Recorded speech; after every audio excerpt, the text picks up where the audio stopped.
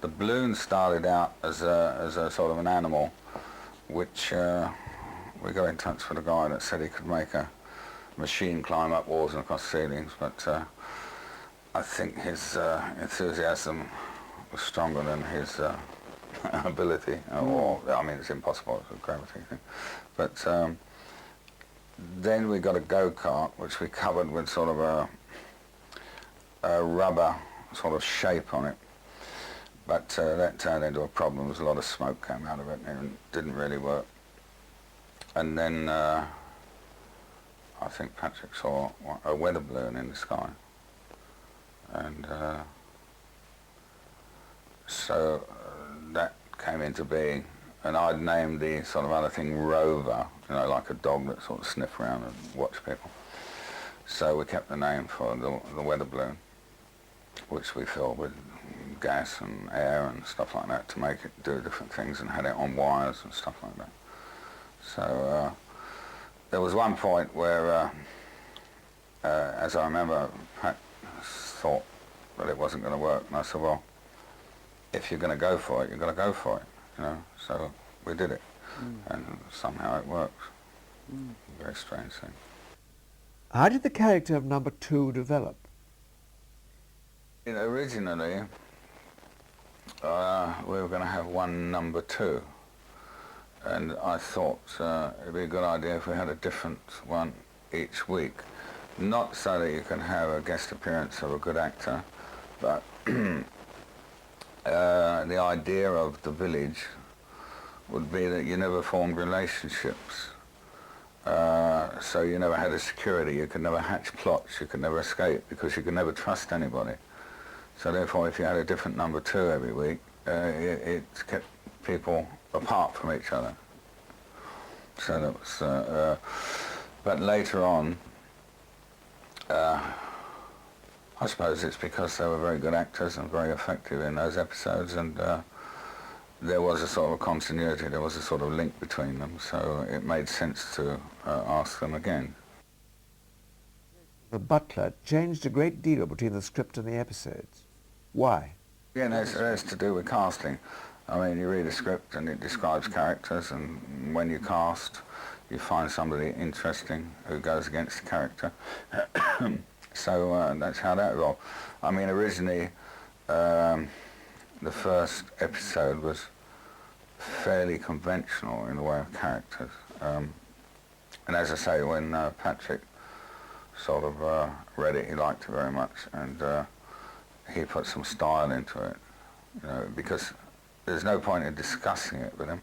You had to present him with it, and then he had to take the ideas from the back of his head and sort of put them into the sort of structure that you'd done. So it's a development. So therefore, the guy that was originally going to be a sort of big, tough guy turns into a small man who's a butler, you know, so, which was much more interesting. Markstein have a cameo role in the opening sequence. He looked right from the part. You know, he looked like a bureaucrat, and somebody that would sort of be in an office without knowing what's happening in the real world, and so he took the part. You know. But I mean, it wasn't like that at all. George was a very sweet man. You know, he was a very nice man, and unfortunately he's dead now. Yeah. But we all go eventually, don't we? I suppose I'm the youngest one of the lot left, of the sort of people that made it. Extras at Portmeirion. No, they're very good. It's amazing. You go to a place and you advertise, or word of mouth, and you have interviews and costume fittings, and people seem to want to be actors.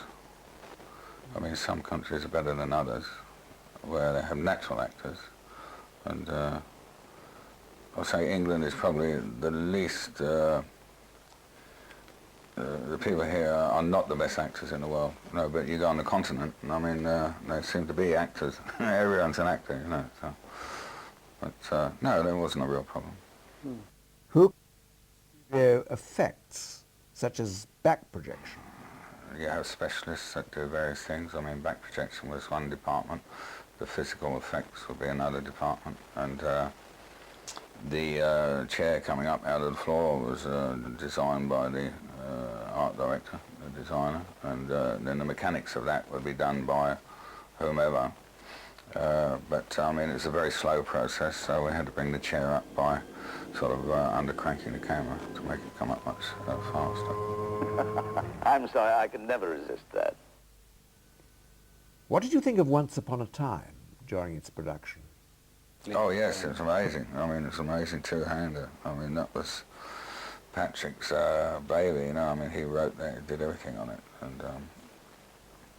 and Leo was amazing. I mean, it was really a battle, and I have the greatest admiration for Leo McCarthy. He's a fine actor, and I mean, he really hung in there, and I mean, Patrick is a tough man. And once you start sort of putting the pressure on in a situation like that, to live with it, you're going to be quite a person. And Leo got through it fine, you know. It was an amazing performance on both their parts. But Leo's a professional actor. And as I say, he's a tough old guy. And he does what he thinks is good. I mean, you'll try and get him occasionally for things, and you'll find he's gone on a walking tour of Australia, or he's reading poetry in Nigeria. You know, he does his own thing. I think he's a wonderful man.